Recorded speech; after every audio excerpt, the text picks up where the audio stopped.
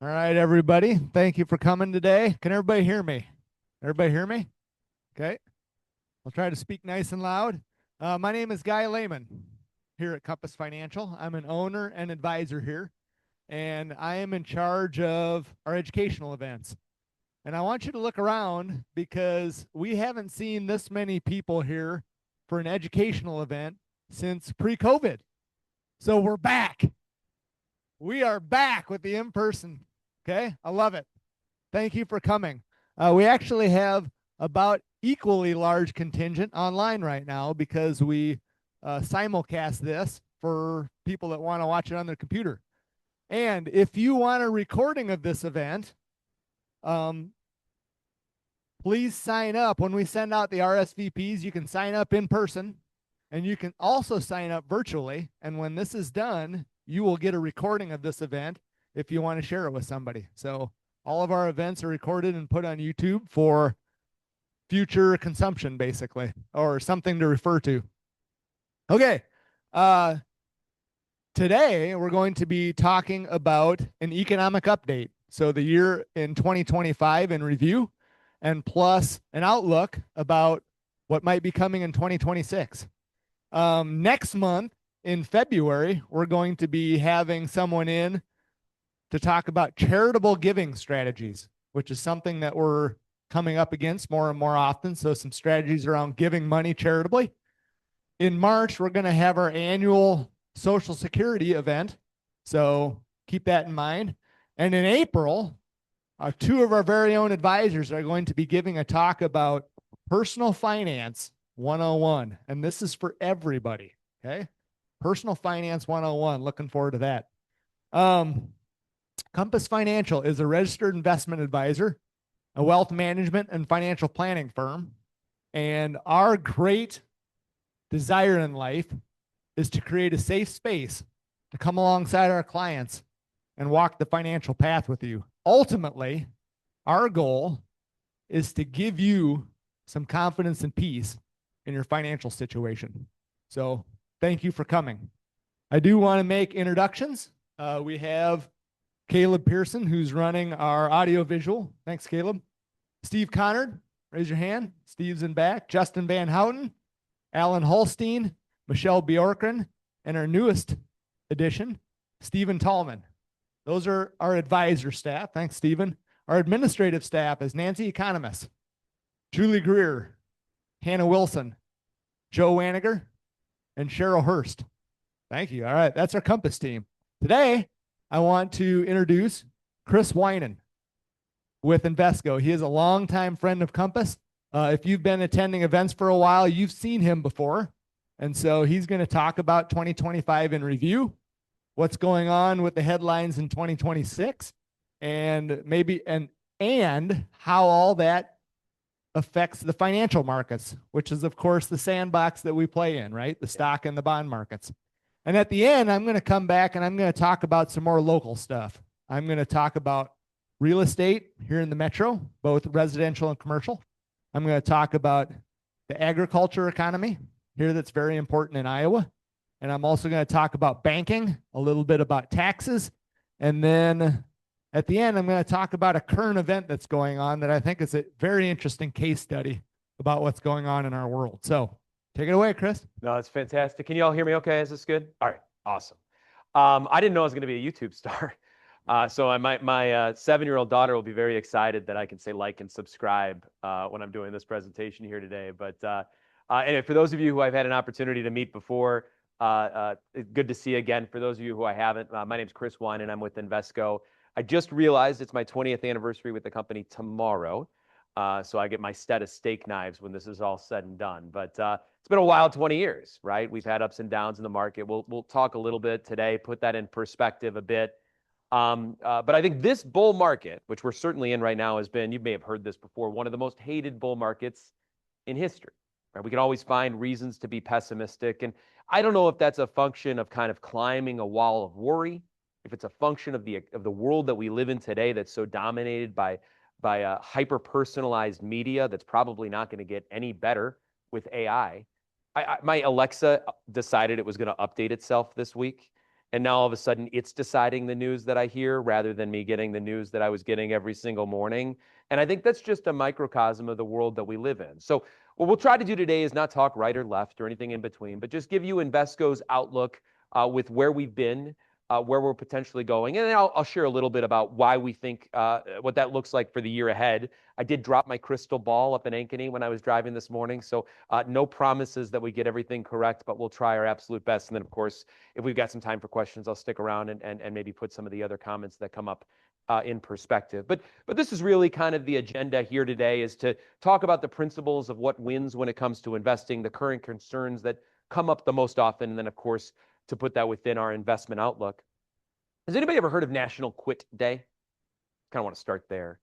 So National Quit Day is the day that the average person gives up their New Year's resolution. Anybody want to guess what National Quit Day is? January 9th is right. So if you've made it to today, congratulations. You're laughing the pack when it comes to keeping our resolutions. But I use that as the analogy because when it comes to investments every year, these should be the resolutions that we have. Because successful investors keep to these three mentalities, right? Consistency, courage, and balance. Look, all of us here in this room have a steward to help us along the path, just like you might have a personal trainer at the gym, which was my resolution. I promise I'll get there. You guys have stewards here at Compass, right? To make sure that we can stay on the path. But the impact of this is really important. So we'll see in a second, over the last 30 years, the market, the stock market measured by the S&P 500, has averaged about an 11% return. Now, if we go to 10, because I don't want to be that good at math, but has anybody heard the banker's rule before, how quickly things double?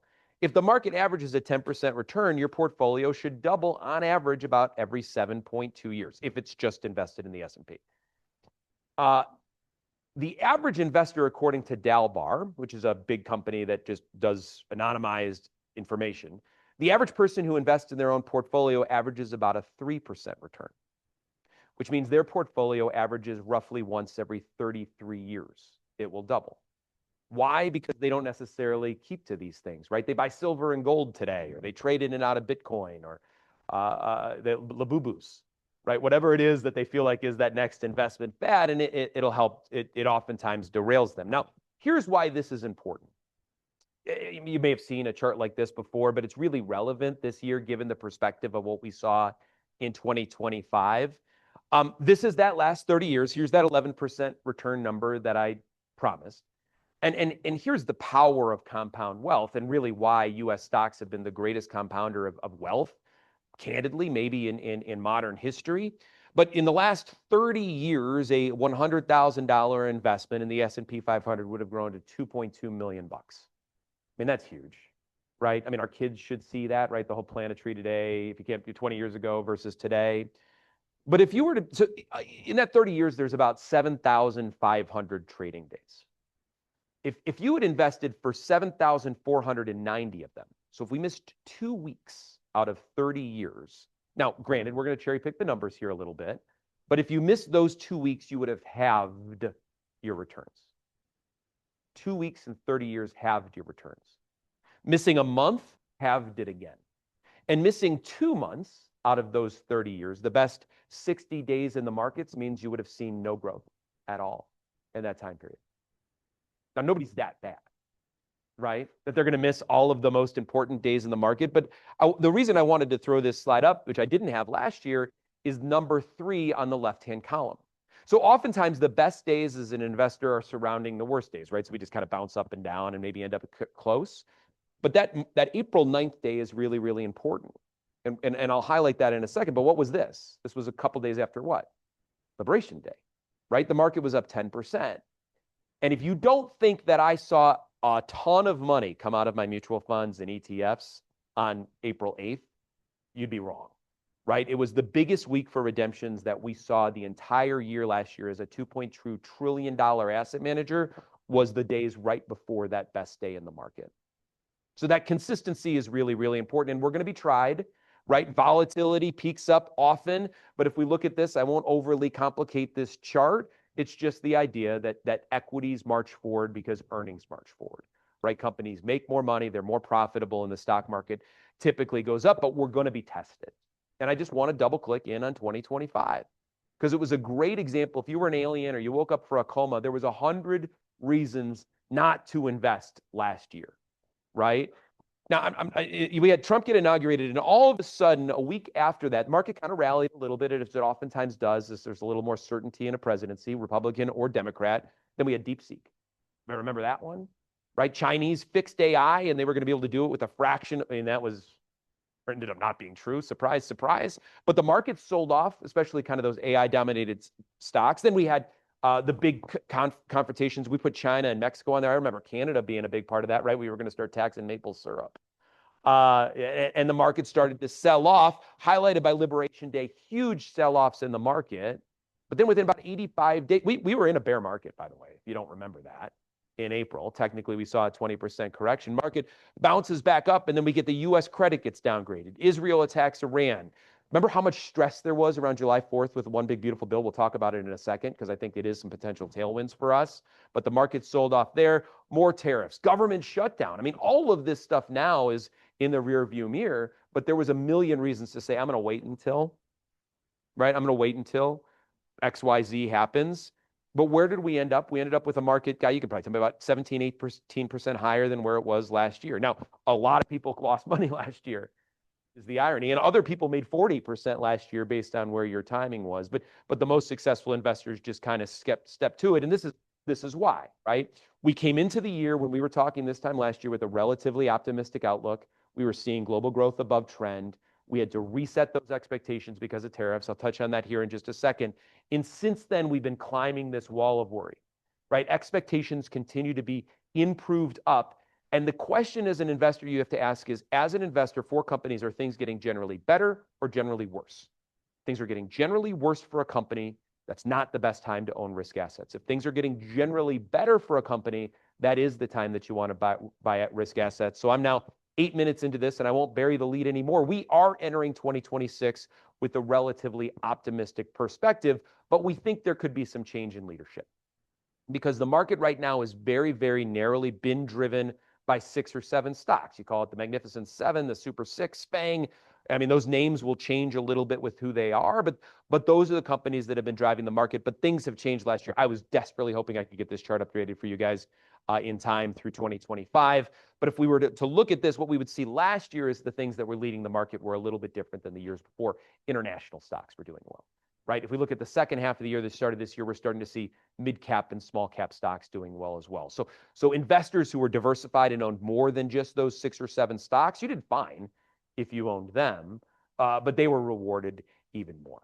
Okay, so that's kind of where we are. Now, these are the big questions that we're talking about a lot, and I think these are both headwinds and tailwinds.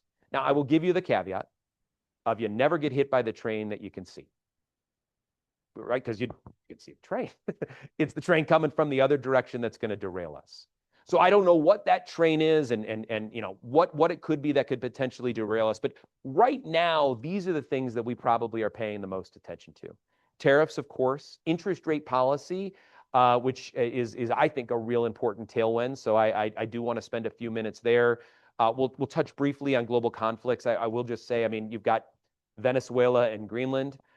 You've got, potentially what's going on in the Middle East. There's a lot of noise that's out there. None of those economies are very important from a big economic derailing scale. Individually and from an individual level, they absolutely are. So I don't want to minimize that at all. But it is kind of that heightened uncertainty. We'll talk a little bit about OBBA and debt. We could probably swap the two of those, but I do think that's an important thing to touch on. And then maybe just share a slide or two on AI and valuation where we are. But no conversation about 25 and 26 is going to be important without this really important legislative policy, which is what Trump has, which is the big weapon of tariffs, right? And this is why we saw the volatility that we saw last year and continue to see it, because even this week we had truths about Iran, right? That he was going to tariff 25% for any country doing business with Iran. Right? Tariffs continue to be a really important tool in the arsenal of this administration. There's still questions as to how the Supreme Court interprets that and if these companies get their assets paid back. But this is why we saw so much volatility, right? We had weaned ourselves off of tariffs really substantially since the end of World War II. Then in April 15th, the expectation was tariffs were going to go to 30%. Then it went down to 7%. Today it's at 18 or 19%. Markets don't like uncertainty. right? Now, we said before, we've gotten through that. We've started to climb through that wall of worry, and the markets have kind of started to digest that uncertainty might be the new norm. But this was the impact, and it all starts to feed into interest rates a little bit with why that was important. Now, I said we haven't seen a lot of tariffs before, but we did see it in Trump's administration and the tariffs. Was it 2018, I think, when the big China stuff happened? China, and the tariffs that were implemented in that time period. It was an interesting use case because it was almost a case study for what the impacts of tariffs were going to be and why they talked about inflation as being transitory. Remember that word from 2 years ago, and not sticky. But tariffs are one-time price increases if they're a one-time tariff. It does mean stuff gets more expensive and it never gets cheaper again as long as that tariff is on there. But it doesn't mean that things necessarily get more expensive every year. So if certainty around tariffs starts to get figured out, that is where that policy certainty starts to become less important from an economic perspective. And laundry is the example that we were going to use just because it's a uniquely concentrated piece of business. Almost all washing machines are made in China. And this is an example of kind of how like inflation doesn't always feel like how inflation works. Technology for washing machines has gotten better. Right now, I've had more and more kids, so I've used my washing machine all the time now, but I feel like it doesn't work nearly enough. But the technology has gotten better for what you pay, so that's a disinflationary effect. So we were seeing, even though washing machines weren't necessarily getting cheaper, you were getting more for what you were paying. Then those tariffs came up and the prices spiked, and then it went back to its kind of deflating mentality. That's the expectation for tariffs, but that was the trouble that the Fed had to kind of deal with last year. Right. And I think our charts, I lost a color here from a coding perspective, but basically what we were seeing was we saw inflation peak up. The Fed's comfort zone for inflation now is about 3%. Then we had this fear as to what the impact was going to be over inflation and breaking through that comfort zone. And fortunately, we haven't done it. But that's why the Fed couldn't cut rates, right? That's why it took a long time for us to start to stimulate the economy until they started to see these numbers. Because the Federal Reserve has two mandates, right? The first is that they want to make sure that inflation stays relatively low. The second is that they want to see consistent job growth. And there's other things in this. You can get to immigration and birth rates and everything else. But what we had seen over the course of the last couple of years is that payroll job increases, while still positive, have slowed down. Unemployment expectations, which is essentially saying, are there going to be more, is unemployment going to go up or down, has started to go up. And that was the catalyst, especially when you combine it with where the federal interest rates were, for them to start to cut interest rates. So that gets to the second thing, which I think is maybe the most important for kind of framing our investment philosophy, is that interest rates are going down. Is that going to be showing up in mortgage rates? Is it going to be showing up in credit card rates? We'll see. It's certainly showing up in our CD rates and our money market rates, where those rates have started to fall. It'll show up as an investor in bonds, where bonds had a very good year last year. But this was the tale of where we started the year, where we were in the middle of the year, and then I'll show you where we are today. We started the year with the market in the dark blue line, thinking that we would see a couple of rate cuts to get back to kind of core inflation, and then we would moderate out at about a 4% federal funds rate. Then those job numbers started to pick up, right? AI starting to replace jobs, hard for young people to find jobs. Expectations were going to be, we had to push that out because of the tariff conversation, but rates were going to go much further down. Now, Invesco's outlook is even further than this. We think interest rates will probably get closer to the Fed rates of 3% or below sometime in 2026. Why is that important for us? It does change how we invest, right? It's going to change how your cash is going to work. CDs that were paying 5 then are paying 3.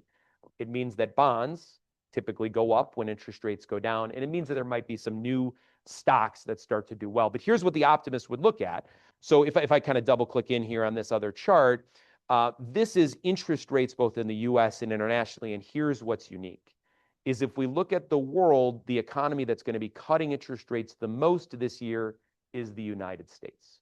So the US had some of the highest interest rates in the world. Japan had the lowest. Japan is raising interest rates because their economy is doing really well. If you guys remember, it's been a long time since Japan's raised rates. And we're coming more in line with Europe. That is very stimulative for companies that take on a little bit more debt. So I told you at the beginning, it's rebalancing. That's why we believe that there's this opportunity to rebalance, especially into what we'd say more traditional value-oriented companies, or slightly smaller companies than NVIDIA and Google, those companies that need a little bit of extra capital. So again, you have a diversified portfolio. In a lot of ways, you're potentially positioning yourselves to do pretty well. Briefly, and you may touch a little bit on some of this here later, this other question is what's going to happen with individual conflict events. Look, I just thought this was an interesting chart. These are the, I think it was the 12 times going back to the 6-day war in 67, where we've seen really geopolitical events spike. And we did that by looking at a bunch of newspapers and how often they're talking about war. What's interesting, remember we said that number was about 11% average for the S&P. Interestingly, after those crises spike, on average, the market has been about a 15% return. So it's actually done a little bit better than average. But I think really these dots are all over the place, right? This idea is that there's very little correlation to the market selling off because of geopolitical events than people expect. All right, so we'll get to the other kind of things here. I think we've got OBBA that we were going to touch on, and AI as potential headwinds and tailwinds. OBBA, again, so much stuff was going on last year. And I don't want to, again, I'm trying to be very centrist here. It's not about right or left, but it is about what the impact of OBBA is as an investor. And I thought this was really, really interesting because if you watch the news, you read CNN, Wall Street Journal, whatever you're going to read, most of it was talking about what was happening on the individual level. And as financial professionals, I'm sure we'll talk about what the impact is for SALT deductions, right? The fact that you can write off a bigger chunk of your real estate taxes, potentially over time, and tips, which interestingly just go through the end of the next administration, and then all of a sudden that evaporates. But I think this business tax provision stuff is maybe the most interesting as an investor. And of all of these, when we talk to our analysts, the one that they kind of click in on the most is that 100% bonus depreciation. That's CapEx spending. So just basically companies are able to depreciate a much bigger amount of the money that they're spending on an annual basis and makes their bottom line look quite a bit stronger, right? So if you want to see why there's all this like AI data infrastructure in these big buildings that are being built, that's the case. And companies spending money is generally stimulated for the economy. You grabbed your mic. Did you want to jump in on something on that? Or Yeah, I'm going to talk a little bit about this later because there's in this tax bill, this is a big tax bill basically that was passed in 2025. There are personal things in here and there's business things in here. And like you said, 100% bonus depreciation. So let's say you're a small business and you buy a new vehicle. Okay. Last year, you could only take 1/6 of that vehicle's cost and write it off as a business expense on your taxes. Now you can write off the entire cost of the vehicle, which means that reduces your taxable income by that month. That's what a deduction is. So big deal. It's the biggest deal on the business side, but there's a lot of other tailwinds to go. Oh, for sure. I think that's the question. Is this a headwind or a tailwind? I'll let you come up with your own conclusion there, but I think very clearly more spending, more money, or more earnings can be constructive for equities, right? There are going to be different companies that outperform. This was just interesting. I'll show you another slide which gets through it a little bit, but this was this initial knee-jerk reaction from an economic perspective, the companies that did well. You'll see semiconductors here, right? This is that AI story, but it was interesting to see some of the other stuff that did very well here too, and it was a lot of capital-intensive businesses. So airlines did really well, electrical equipment did really well, metals and mining did really well. What didn't do as well was some of this stuff here on the right, electric vehicles, right? There was some changes to the tax law there, some cuts in the ACA. Certainly, we're very familiar with that now. And then you saw some earned income tax credits go off household products. So didn't think I'd talk about washing machines twice today, did you? But that was the other area of the business that maybe got hurt a little bit. And again, different leadership, energy, chips, defense, nuclear energy, and manufacturing, both value and growth, right? There were different sorts of companies that were benefiting from that environment.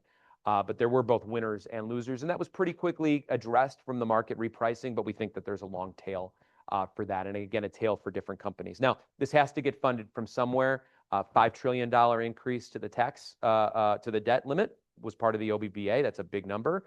But I just want to put it in perspective a little bit because we always have to ask the question, is the U.S. and our individuals good debt, good borrowers, or bad debt, bad borrowers? Okay, and let's just remember, the market continues to go up. household wealth continues to go up. GDP continues to go up. So we don't want to say debt's not a big deal. Debt as percentage of GDP is absolutely something that we want to focus on. But if you just look at that number and say the debt doubled, but the GDP doubled as well, you end up in the same spot, right? Is it a healthy thing or not healthy? Again, that's a different conversation. But if I look at this as debt versus GDP, that chart doesn't, I mean, it's up, but when we look at this not on a logarithmic standpoint, it's not that far off of trend. And the US as borrower versus total wealth that we have as a country, again, those numbers hopefully don't look shocking either. From an individual level, we're seeing corporations, they're not nearly as indebted as they've historically been. Individuals as a whole, we're not seeing credit card defaults going through the roof. So here's that last chart that I would just look at is, as a whole, if we look at this for balance sheets, are we in a good place? Are we in a bad place? Is the dollar a reserve currency? Is it not? Are we going to default on our debt or we aren't, right? All these questions that sometimes Facebook will throw at us. But again, consumers have been strong. Assets far, far outweigh liabilities. And it's the same thing for the US, right? The US government's got about $250 trillion in assets and $38 trillion in liabilities. That's a good borrower, right? A bank would loan to those individuals. Yeah, I do want to talk about this just a moment because as long as I've been paying attention, I've always had the question about the debt, right? Seems concerning. It was concerning in the past, it's concerning now, and it will be concerning in the future. And I have consistently asked, anytime that I've come across someone that I think might give me an answer to help me understand it, here's what I've come to understand, is that countries, by and large, don't have to have their financial house in order. They just have to be the best house on the block. Really unsatisfying answer, right?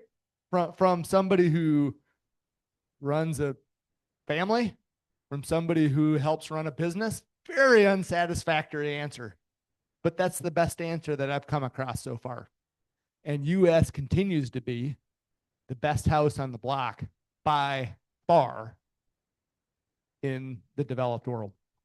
Cleanest dirty shirt, right? Fortunately, it's not as dirty as it was in COVID, but I love that. So, all right, let's get to the last one of those, and thank you, which is this other one. Is I feel like is the story du jour is the market getting too expensive, right? Because again, we all look at our statements. They're up 20% a year every single year. It averages 10. We know eventually trees don't grow to the sky, and a lot of this comes down to this conversation about AI. What I wanted to do today, and we can dig into this more as well, or you can dig into it certainly with all the gentlemen and ladies in the room, is just put this in perspective that this is not 1990. This is not 1999. We're in a bit of a different spot from an economic perspective. So the NASDAQ, which is QQQ, if you're familiar with that, on average averages about a better return than the S&P 500. And this is how far above or below the means we are. So this is what happened in 99. Far side is where we are today. These things do not necessarily rhyme, right? Putting it in a little bit of a different way, if we were to overlay kind of the start of the internet to the start of ChatGPT, and you asked us what inning we were in for this kind of AI growth story, looks like the third or fourth inning, right? And it seems like we're still growing with a reasonable expectation for earnings and for growth. It's great to be up 200-something% in the NASDAQ. It's created a tremendous amount of wealth. But 99, we were up 1,000%, right? 10x, 5x, what we've seen in this scenario. So again, just to put this in perspective, we get used to this idea of bubbles, bubbling, bubble popping. You can go back to the subprime crisis. You can talk about technology. We've all in this room lived it. Valuations are rich. There's no doubt about it. We've seen a tremendous amount of growth, but we're not seeing the euphoria of a tulip crisis yet, right? Doesn't mean that we can't see some repricing of assets, but here's the other difference. Again, going back to the 90s, stock prices went through the roof. Independent of where earnings are, you can see NVIDIA. Earnings and stock prices have been very, very highly correlated. Long-term U.S. equity markets and earnings are about 94% correlated. At a very high number, right? Earnings go up, stock prices go up. The question is, can NVIDIA continue to grow at that rate? Right, we're not going to answer that here today. But at least the valuations that we've seen right now have been relatively justified. So in the last maybe 6 or 7 minutes here, I want to put that all into perspective as to where we think the opportunity is and why we're entering the year. Again, more optimistic than pessimistic, and 3 out of 4 times you're right with that attitude. But that we think that there's, again, if we had to measure out those headwinds and tailwinds, that there just feel like there's a little more wind at our back today, and that the market isn't suddenly going to sell off just because we've gone from 25 to 26 on the calendar. But the 2 big questions we always want to ask ourselves are we comfortable taking risks in this environment, and where do we want to take those risks? So first, hated bull market, right? This is post-COVID. How is the stock market doing post-COVID? The GDP growth is the pink line here, very much on trend. We're about halfway through the average length of a bull market. If the bull market ended today, it wouldn't be the shortest bull market to end, but it certainly wouldn't be the longest either. And most of these dark lines, by the way, are the ones that we've seen more recently as we started to see economic cycles actually last longer and longer. What is going to kill the market? We'll joke internally. We say that, bull markets they don't die of old age. They're murdered, right? And they're almost always murdered by the Fed, by monetary policy, that we get too tight or too loose at the wrong scenarios. I think if we look back with a little bit further mentality, it's really one of these 3 things will normally happen. You'll see too much borrowing, corporate excess, individual excess. You'll see too much inflation in general, and then again, just kind of too much excess in the economy. Now, these numbers are a little off, so if you look at the PE ratios, they're a little higher today, not meaningfully. But I just wanted to put this in perspective with those big sell-offs that we're probably familiar with. We'll start with the Great Depression. What was the issue? What drove the Great Depression was companies were way, way too levered. Again, much healthier today, and frankly, much healthier than they've been any time really in recent history. In the 80s, we saw that really horrible investments in the 70s and the 80s, very difficult way to make money. Felt even harder because inflation was so high. Again, inflation feels like it's relatively in check. Even if this number gets to 3%, you'll see it's still historically low. Stock prices aren't anything near the dot-com crash. And then again, we talked about this already, but households are relatively healthy when it comes to borrowing. All of this just means that the traditional kind of flashing lights that say this is the end of a marketplace, there's too much excess, don't necessarily exist.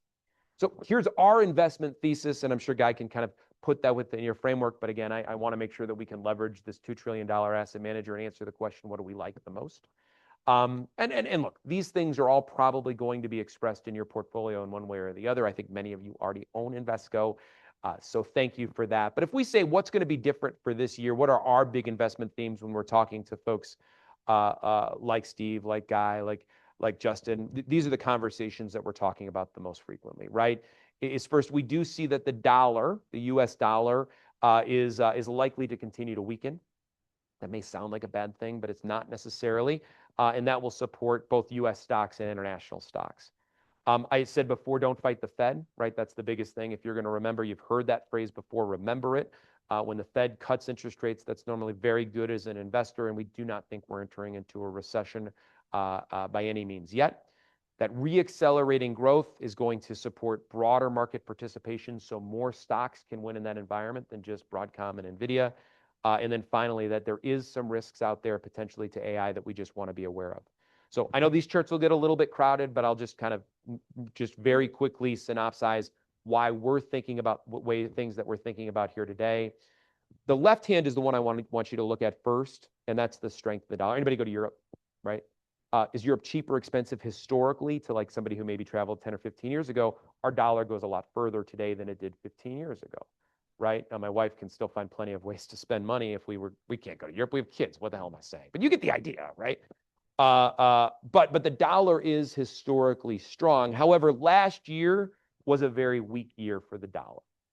Cutting interest rates, by the way, normally makes the dollar a little bit weaker. It just means that people, are going to spend more, buying more dollars if they can get a higher interest rate. When those interest rates go down, they'll find other places to put their dollar. That's good for manufacturing. It's good for a lot of things. Our belief is that we're kind of in the earlier innings of what can, oftentimes is an up and down story. Here's all I want you to walk away with. We talk about diversification all the time in this business. We diversify stocks, we diversify bonds. We diversify large cap, we diversify small cap. We diversify growth, we diversify value. Sometimes the dollar does good. Sometimes the dollar does poorly. Are we diversified to do that? And historically, the way that we will diversify, if you hear these conversations, is owning things like international stocks and emerging market stocks, international bonds. So if you look at your portfolio and you've got an international holding in there, those are those holdings that can benefit if the dollar gets a little bit weaker. Now, a weakening dollar, I told you, is not necessarily a bad thing. These numbers don't look that big until you realize that it's only on a quarterly basis. So quarterly, 3 months, right? So you'd have to multiply these numbers by 4 to kind of see how things would work. International and emerging markets in quarters where the dollar meaningfully weakens on average are up, 7 and 8%. So what's that? 28 to 32%, kind of in line with what we saw international equities do last year. US stocks still do well, right? You can see the market actually does better when the dollar weakens than when the dollar strengthens. But that's where this kind of story for us about rebalancing portfolios comes in. I mentioned don't fight the Fed. This is maybe one of the charts that we're the proudest of that we've been talking about for a while here at Invesco. Just to kind of interpret these lines, these are Fed easing cycles, fancy way to say when the Federal Reserve cuts interest rates. When the Federal Reserve cuts interest rates, when the economy is doing crummy, right? We're already into a recession. Things just get less bad, but they still get bad. Stocks go down. Right? What's that? The time periods that we remember, 2001, 2007, 2019. You got COVID, you got the tech wreck, you've got the financial crisis. Historically, when the Fed cuts interest rates to just make things a little bit easier, the economy does great, right? Because you're adding fuel back into the fire. If anybody's been a business owner, if it's easier to borrow money, it's easier to spend money, it's easier to do the capital depreciation. On average, you can see this dark blue line is one of the best times to be an investor. If we had to bet, this is the environment that we're in, and that's why we've seen some of the growth that we've seen here this year. Again, overly complicated, lots of dots on here, but this just basically says in the environment that we're in, where interest rates start to go down and where growth starts to improve, which companies benefit the most? Well, the companies that are less benefited by that environment are large cap growth companies because Apple, Microsoft, they don't care about what interest rates are because they just print money, right? NVIDIA just prints money. Companies that have a little bit more debt, like value companies, they do better when interest rates go down. It makes sense, right? Very capital intensive companies that need to take a loan from the bank. If it costs less to the bank, that all just falls down to their bottom line. Again, our belief why we could see a bit of a broadening market. And then the last thing I'll show you here as I kind of hand it back over is this idea of risk and the risk of AI. We've spent a number of years talking about the risk of like the top 5 companies or the risk of technology. We've just reframed it a little bit this year. AI has been a transformative story. There's no doubt about it. There's a lot of reasons to be optimistic. But the S&P 500 now, with these, call it 8 stocks, if you look on the bottom here, NVIDIA, Microsoft, Amazon, Meta, Broadcom, Google, Oracle, has all of a sudden started to become a disproportionately large percentage of your portfolio, which again, for us is why we believe in this broadening of the market, the opportunity for different companies to work. This goes back to 1990. We've always had a few companies that have been the biggest companies, right? By its very definition. We've never had so few companies be such a big part of the S&P 500. And historically, the more concentrated the market is, over the next 5 years, the broader your portfolio is, the better off you've performed, right? Because you normally see some sort of a reversion to the mean. Now, here's a couple things that we talk about that could potentially be tailwinds.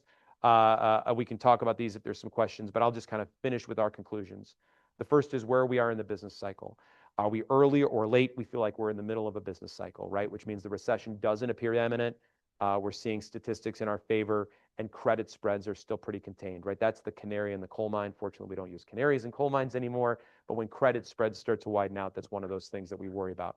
Should we be risk on or risk off with our portfolio? Look, we're not double Red Bull, triple espresso, give my 3-year-old a kitten, going crazy from a risk perspective, but we would say we're a little bit more risk on than risk off in the environment that we're in today, because global risk appetite has been improving. And then monetary policy, which we talked about, is the Fed easy or tight? We were very tight this time last year. We're now somewhere in the middle, and the more easy monetary policy can get, the more stimulus that we can potentially have. So we've got all this on our website. If you go to Invesco.com, we'll come out with our tactical outlooks on a monthly basis. I'll stick around, but I went 35 minutes, which is what I promised. So I'll hand it back over to you guys. So let's talk a little bit about employment. Do you have anything that talks about employment? Because there's a lot of discussion right now about AI and the future of employment. So I know I saw some charts on there. Go ahead. Yeah, I mean, you kind of this non-farm payroll and job opening charts. Yeah, like labor market expectations are at recession-like levels right now. Yeah, I mean, I think this is it's a real issue, and again, it gets into the importance of the Fed to have to cut interest rates to be able to add some fuel to the fire. So yeah, certainly a potential headwind.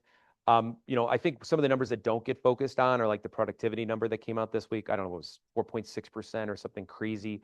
Individual employees at companies are the most productive they've ever been at any time. But if you have super productive employees, you don't need to hire more people. Right now, there was probably some excess coming out of COVID too, which is not necessarily reflected in this. If you remember, all the big data companies were hiring 1 million people. They just were adding people even before they had jobs. And that has been right-sized a little bit. But I do think as companies are digesting the impact of AI, right, digesting the impact of productivity, it could potentially make it harder for 22-year-olds to find jobs, right? And you could argue that this is the hardest time for new people graduating college to find jobs since maybe 2005, 2006, when we were still kind of dealing with some of the, or maybe even 2010 or 11, kind of coming out of the financial crisis. So yeah, I think that's a big deal.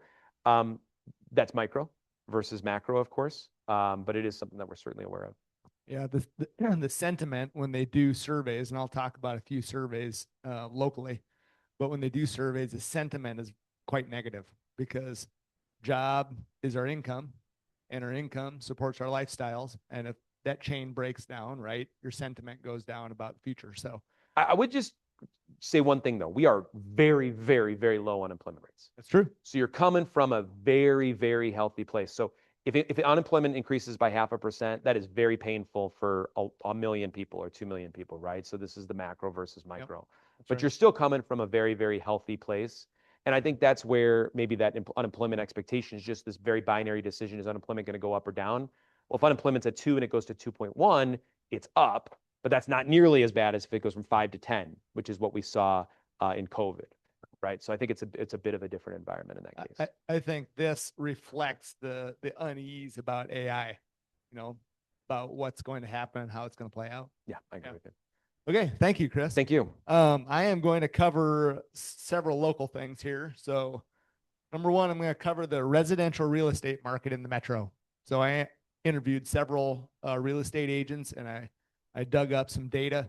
Basically, the normal market is back, and it hasn't been normal for a while. And what I mean by that is we all know that the insurance market pendulum swings back and forth and either favors buyers or favors sellers. And right now it's in the middle. Okay. For many years, there was a lot more buyers, and buyers had low interest rates on their side. So they were doing lots of buying, and that was pushing the price up. So sellers had the upper hand. And now, let me read some stats for you. Overall, in the Des Moines Metro, sales are up 3% in 2025 over the prior year. That's about 14,000 homes sold in the metro. There are quicker sales at lower price points, as you would expect, and more housing options on the market right now in upper price points. And we're talking $500,000, $600,000, $700,000 plus. So more expensive homes sitting longer on the market. It takes an average of 53 days to sell a house right now, which is up 4 or 5 days from last year at this time. So there are more houses for sale overall versus a year ago. And currently, there's less houses being sold right now than there was a year ago. So sales are slowing and more homes on the market for longer. However, prices continue to climb, but at a slower pace than in prior years. So generally, home prices are up 2.5% from where they were a year ago. The median sales price, that's the middle of all the homes sold, was $312,000. Generally, what I hear from realtors, this is the way home selling goes. If you don't sell your house in the first 7 to 10 days, on average, it will sit on the market for 5 months. Okay. little tidbit for you there. Commercial real estate. Industrial data center construction is driving industrial construction and real estate around the metro. There are, of course, additions out at the Facebook ones north of Bass Pro Shops on I-80. Apple is on the other end of town. Microsoft is currently in 3 locations, expanding to 5 locations. I've said that before.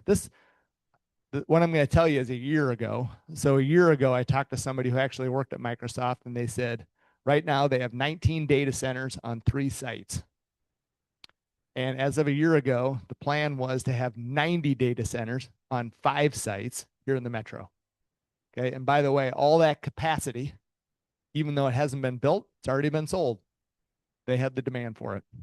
So continue to see big data center here in the metro. Retail is a very steady market. 4% vacancy rate. However, it's stronger in the suburbs than it is downtown. Office, very interesting. Downtown is hurting. There's a 27% vacancy rate downtown. Office buildings. Okay. That's tough.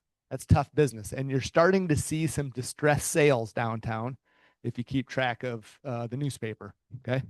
But suburbs are generally much stronger for offices. In fact, there are some new offices being built way out in Waukee and West Des Moines and Johnston and Ankeny and the surrounding suburbs. So that is commercial real estate. I'm going to talk about farm and recreational real estate now. So farmland market remains generally steady. High quality row crop or farmland, pasture, and high quality recreational land continues to garner premium prices. Okay, so the prices are still very high because there's demand for the high quality land. Right now, there is more inventory and there's been less aggressive buyers. So lower quality land that comes on the market is seen to be down about 10 to 20% in price than it was last year at this time. So again, lower quality land. The buyers are made up of, right now, they're made up of 70% farmers, and 30% investors. That's who makes up the buying pool. Now that's been changing. The investing number has come up over the years and the farming number has come down over the years, but that's where it sits. There has been a surge in pasture land prices due to tied to cattle prices, and I'll talk about that in a moment because I'm going to talk about the agriculture economy. Row crop land is up just under 1% in 2025 over 2024, and the average is $11,500 per acre, Iowa wide. That's a Iowa wide average, of course, highly variable on what part of the state you're in and what your land looks like. There were fewer sales in 2025 than there was in 2024. And 80% of the sales are from estates or retiring farmers. It's where most of the land is being sold from. The things that are supporting prices are limited availability and investor money. The things that are having some downward pressure on prices are the ag commodity prices, which are down pretty significantly, and the uncertainty of tariffs in the agriculture economy. All right, moving on to the ag economy. This is generally for Iowa, is tough shape for grain farmers, row crop farmers, corn and soybeans. For all the inputs that it takes to plant and grow and harvest and market corn and soybeans, farmers are putting more in than they're getting out based on the price of corn and soybeans. So there's a loss on every single acre that a farmer planted and harvested last year. Okay, tough news. And what do? They usually go work something out with the bank to extend financing to cover a year of losses like that. However, there's generally good times for livestock operators. Beef is at an all-time high because the herd is smaller than it's been in a very long time because of an extended drought. And beef is not like you can build your herd in 6 months. It's a 3-year cycle to get a cow born, bred, raised up so you can send it to the meat packing plant that shows up on on grocery shelves. Okay, so it's a long thing that the cattle population went down, down, down because of drought, and then now here we are. Beef prices are very, very high. Anybody look what it costs to buy beef at the grocery store? Okay. Hog farmers have been profitable in 2025. I haven't heard much else. I don't think it's been outstanding, but it has been okay.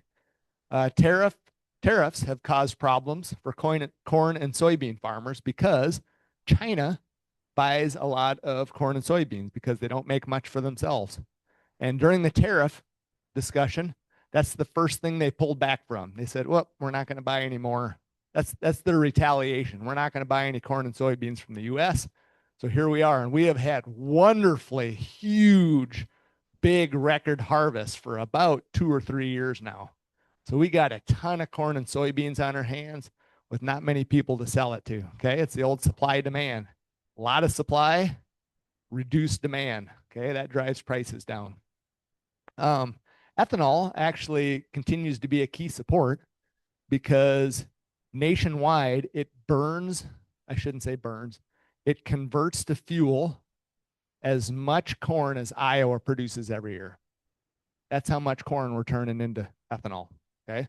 So without that market, things would be even worse. Talk a little bit about banking health in the metro and Iowa and the Midwest.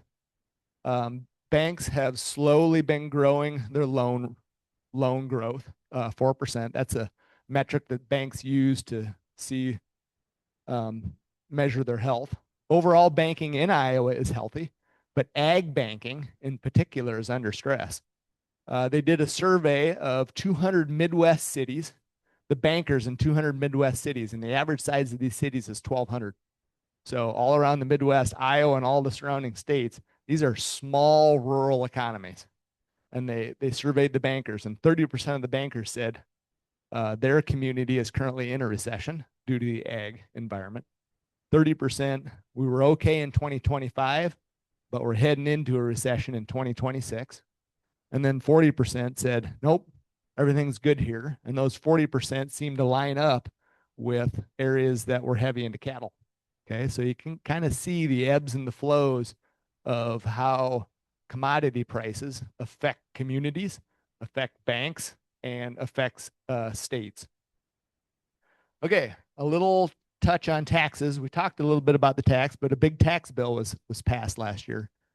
And when I was interviewing CPAs to come up with this information, somebody said something great. He goes, "Guy, you got to realize what we tend to do, especially with taxes, is we keep the stuff people like and we get rid of the stuff that people don't like. That's how our tax laws are formed." So in that, I mean, I heard a little chuckle there. It's kind of ridiculous, I know, but that seems to be the way things work, right? The big beautiful bill, the big thing is the immediate depreciation, right? You used to be able to write off or deduct from your income. You used to have to spread big purchases out over many, many years. Now you can do it all in the first year. So that's a big, big deal for investment for companies and tax savings. For individuals, it made the 2016 tax bill permanent. Estate tax rates were made permanent. Estate tax rates were pegged to inflation, which they weren't in the past. So they will grow a little bit every year. The biggest change for individuals is the SALT cap. And if you have questions about that, about any of this stuff, please contact your CPA. Bring it up in your next meeting with us. We'd love to talk through it with you. But a SALT cap is, for those that itemize, is how much of your state and local income tax, that's what SALT stands for, you get to deduct on your item when you itemize your taxes. Iowa piggybacks on the federal government for most of its things. The Iowa tax starts at 0 and goes up to a maximum of 3.8%. And that's down pretty significantly over the last 5 years. Couple other things. Tip and overtime income changed. And one of the CPAs told me, he goes, if you have tip and overtime income, print off the last paycheck that you got, because it's there's a lot of details in there that you'll need to know to file your taxes. Okay. Whew. Here we are at the end. How are we doing on time? Who's got a time for me? 5 minutes? 5 minutes. Okay. This is a current event going on that I want to talk about because I think it gives a really interesting picture of the world. And the current event is Iran. Iran's in the news for a lot of different reasons, but primarily because of what? Of protests, right? Of people rising up and wanting something from their government that their government is not allowing them to have. And if you back up and broaden out what started this it's been going on for a long time, many, many years, but what started it most recently was a bank failure in Iran. And what happened is the leaders of Iran used this bank to give loans to the other leaders in their government, and these loans started going bad. And what happens when loans start going bad to a bank? The bank fails, right?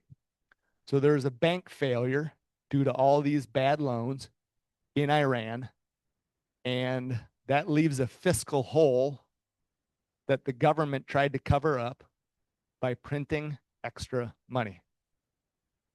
Okay, several $billion in US terms of extra money were printed to cover up this problem and mistake. And so what does printing extra money do? It devalues your currency. So now the people that were using their incomes, and it's Iranian rial is what it's called. So we're using their rials to transact on groceries and gas and healthcare and all the things that people do in an economy, now didn't have enough to buy what they needed to buy for their family. Okay. Really chaotic situation.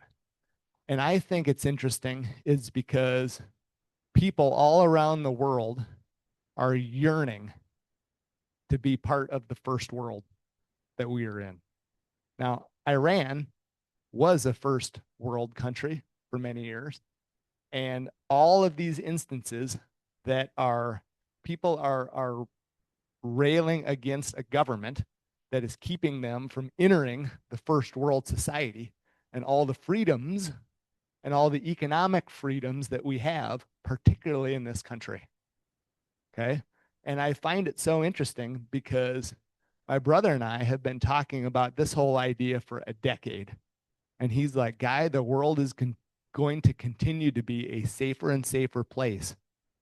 This is his opinion, because people want freedom. And the governments that keep their people from freedom will slowly topple over. And again, this is my opinion, because the people will exert their power upon the government for freedom, for democracy, for the ability to improve their lives and their kids' lives. And this is a little something going on in the corner of the world that's really interesting to watch. Now, another thing that's interesting. So here's the flip side of that. The flip side of that, well, let me go on. Iran turned the internet off, right? Have you heard that? Nothing can get out. They turn the internet off. They control the internet, flip the switch. No word getting out. Well, guess what is getting out? Starlink, which is a US company that sends low orbit satellites so everybody on the world can have internet access. There's 58,000 Starlink devices in Iran. And right now, that is the only way that information is getting in or out of that country. And that is the only way that we know what's going on in that country. And Starlink has 8,500 satellites that they have launched over, I think they've had over several hundred launches of satellites to get up to 8,300. And they just got approval to add another 7,500 Starlink satellites. Okay. You guys remember Star Wars back in the Reagan years? I'm not talking about the movie Star Wars. I'm talking about the National Defense Star Wars, right? Shooting lasers from the sky. I'm not saying we're there yet, but it's coming. We are launching a worldwide network that Iran cannot shut down. I think the time that governments have to lord it over their people is coming to an end because they see what's going on in America.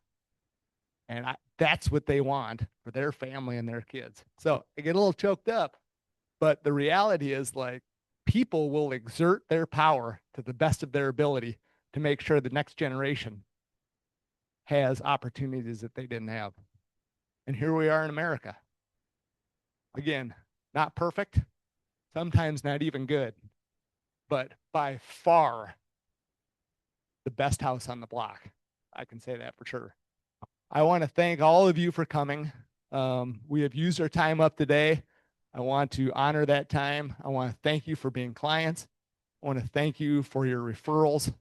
I want to tell you we're open for business. Spread the word and enjoy the wonderful day that we have. Thanks for coming.